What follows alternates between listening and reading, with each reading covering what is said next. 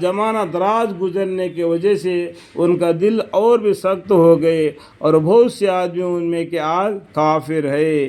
یہ بات جان لو کہ اللہ تعالیٰ زمین کو اس کے خشک ہوئے پیچھے زندہ کر دیتا ہے۔ زمین تو بالکل مرا پڑا ہوا ہے، بالکل سوکھ گیا ہے، پانی نہ ہونے کی وجہ سے پورا پودے سوکھ گئے۔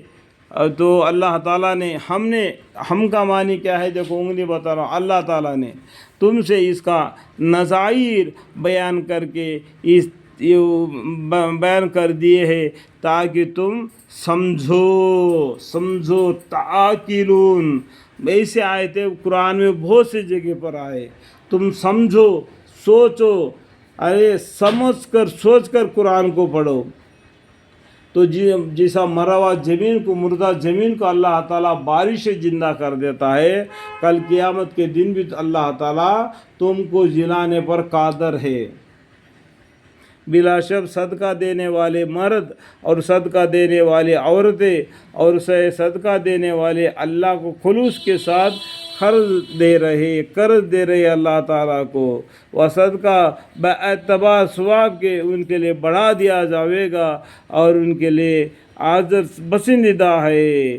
اور جو لوگ اللہ پر اور اس کے رسول صلی اللہ علیہ وسلم پر ایمان رکھتے ہیں، ایسے ہی لوگ اپنے رب کے نزدیک صدیق اور شہیدہ ہے۔ اللہ کے نزدیک کون ہے؟ یہی لوگ جو ایسے ہے کہ ایسے ہی لوگ اپنے رب کے نزدیک صدیق اور شہیدہ ہے، ان کے لیے جنت میں ان کا اجر خاص اور پل صراط پر ان کا نور خاص ہوگا۔ اور جو لوگ کافر ہوئے اور ہمارے آیتوں کو جھٹلایا، یہی لوگ دوزخی ہے۔ تم خوب جان لو کہ آخرت کا مقابل میں دنیا کے حیات محض لہو لعب اور ایک ظاہری و زینت، اور باہم ایک دوسرے پر فخر کرنا اور اموال اور اولاد میں ایک کا دوسرے سے اپنے کو زیادہ بتلانا ہے۔ یہ دنیا کا زندگی کیا ہے؟ یہی ہے۔ آخرت کے زندگی کے مقابلے میں یہ دنیا کے زندگی کے بارے میں اللہ تعالیٰ تم کو بتلانے کے باوجود بھی نہیں مانا تو کس کا نقصان ہو جائے گا؟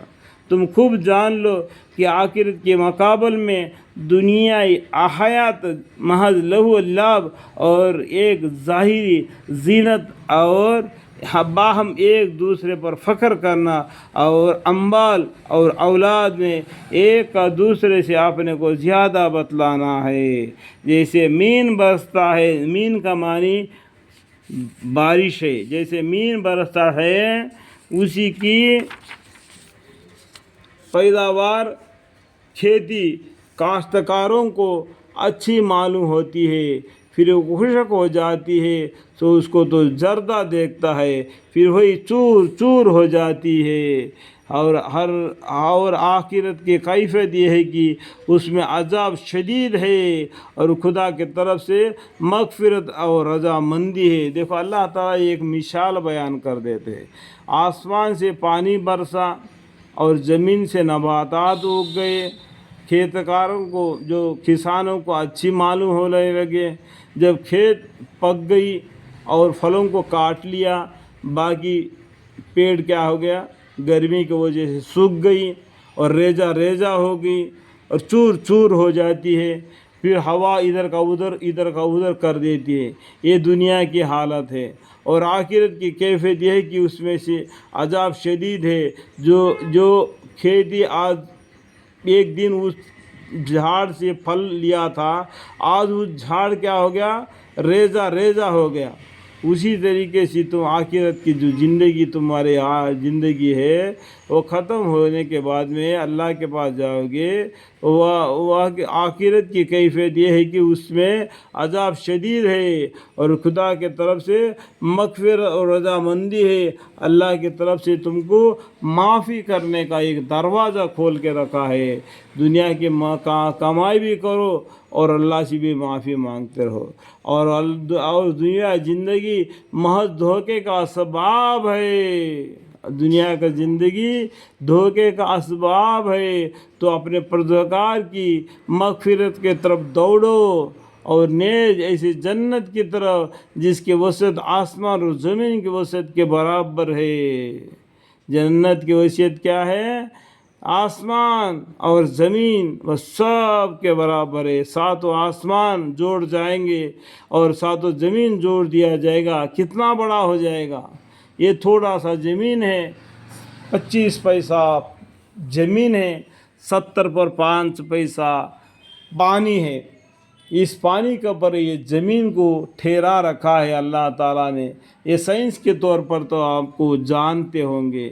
تو اللہ تعالیٰ ساتوں زمین کو، ساتوں آسمان کو چوڑا کر کے ایک بورے کے جیسا ایک جو پٹا بولتے ہیں نا، جو مرچی کے کھیت والے خرید کر لے آتے ہیں، اسی طریقے سے جوڑ کر چوڑا کر دے گا تو کتنا بڑا ہوگا۔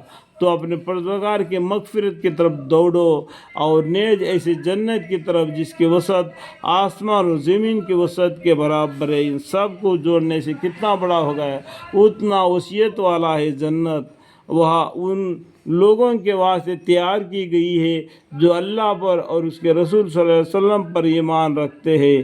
یہ اللہ کا فضل ہے، اور وہ اپنا فضل جس کو چاہیے عنایت کرے، اور اللہ بڑا فضل والا ہے۔ الحمدللہ رب العالمین۔ اللہ کے فضل اور اللہ کی رحمت ہمیشہ ہم پر قائم رہے مالک، آمین۔